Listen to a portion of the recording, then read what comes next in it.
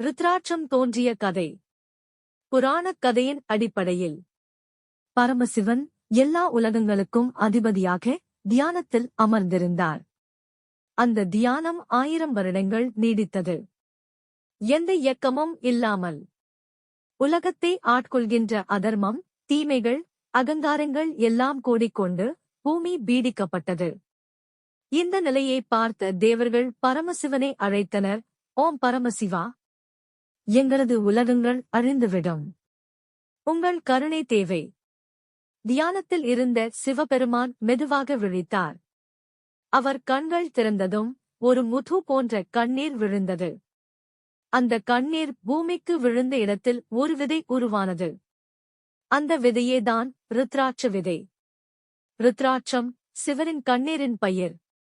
சிவபெருமான் சொன்னார், இந்த ருத்ராட்சம் என் கண்ணீரால் பிறந்தது. இது புனிதமானது. யார் இதனை அணிந்தாலும் அவர் மீது என் அருள் நிலைக்கும். அவனது பாவங்கள் கரையும். அவன் வாழ்வில் ஒளி பிறக்கும். ருத்ராட்சத்தின் ஆன்மீக சக்தி. ருத்ராட்சம் நவரசங்களையும் நவகிரகங்களையும் சமநிலையில் வைத்துக் கொள்ளும். இது மன அமைதி, உடல் ஆரோக்கியம் மற்றும் ஆன்மீக சீர்மை தரும். அதனால் புனிதர்களும் யோகிகளும் இதனை எப்போதும் அணிந்து தியானித்தனர். ருத்ராட்சம் என்று இன்றும் உலகம் முழுவதும் சிவபக்தர்கள் இந்த ருத்ராட்ச மாலையை அணிந்து ஓம் நமசிவாய மந்திரத்துடன் தியானித்து வாழ்வை உயர்த்துகிறார்கள். ருத்ராட்சம் என்பது வெறும் ஒரு விதை அல்ல. சிவபெருமானின் கருணையின் நினைவுப்பொருள்.